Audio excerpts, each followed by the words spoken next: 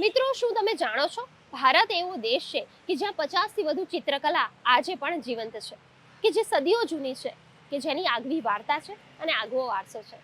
આવી જ એક અદ્ભુત અને આધ્યાત્મિક ચિત્રકલા એટલે પીછવાઈ આર્ટ.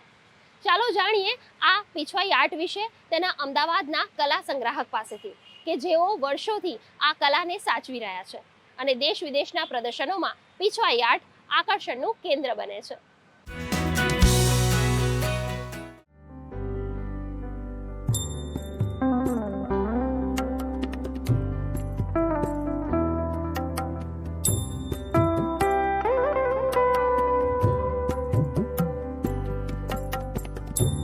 પીછવાઈ મંદિરોમાં પ્રાઇવેટ સેવા હોય એમાં, અને એમ જ ડેકોરેશન માટે, ડ્રોઈંગ રૂમ માટે વપરાતી હોય છે.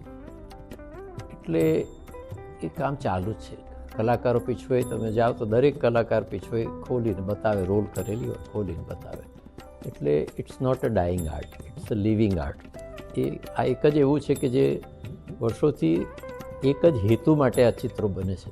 એટલે that's why it is alive.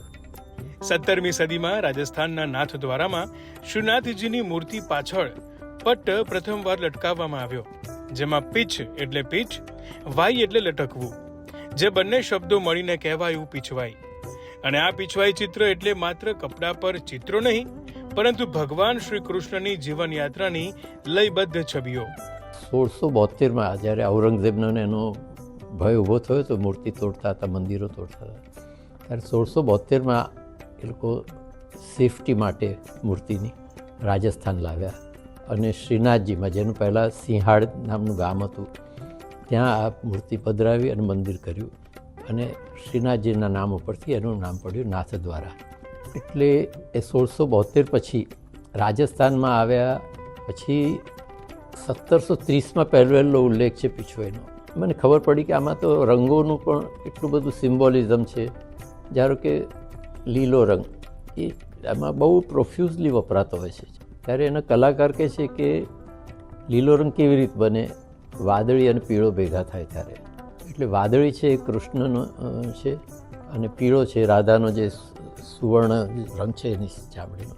એટલે રાધા અને કૃષ્ણનું મિલન છે ત્યારે લીલો થાય છે. માટે અમે આ લીલા રંગમાં રાધા કૃષ્ણનું મિલન જોઈએ છીએ.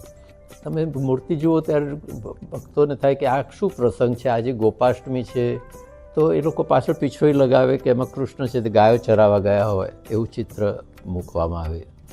શરદ પૂનમની પીછવાઈ હોય તો એમાં કૃષ્ણ રાસ રમતા હોય એવું હોય. ઉનાળામાં જ્યારે ખૂબ ગરમી હોય ત્યારે કૃષ્ણ શું કરતા હશે, તો કે યમુનામાં આખો દિવસ ગાળતા હશે નદીમાં.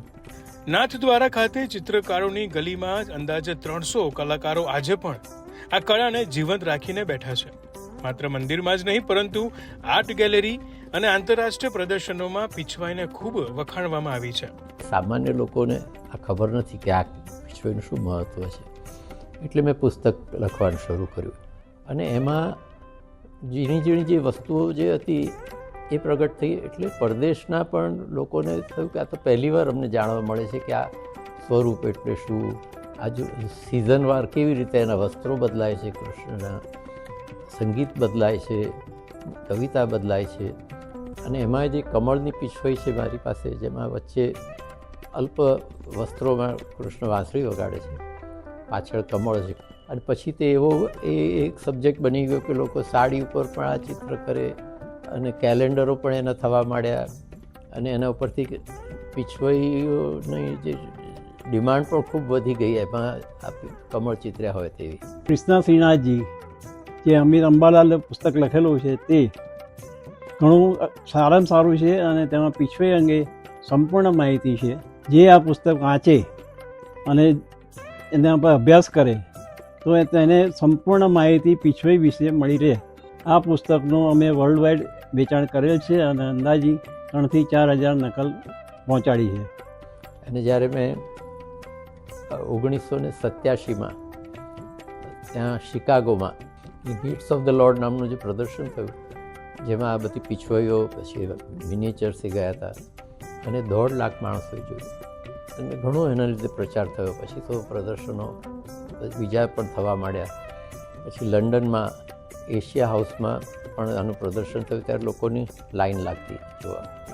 અમિત અંબાલાલ જેવા કલા પ્રેમીઓ દ્વારા જૂની પરંપરાને નવી ઉર્જા મળી રહી છે અને મંદિરોથી લઈને ઇન્ટરનેશનલ ગેલેરી સુધી વારસો અને ધાર્મિક શ્રદ્ધાનું એક જીવંત દ્રશ્ય જોવા મળી રહ્યું છે.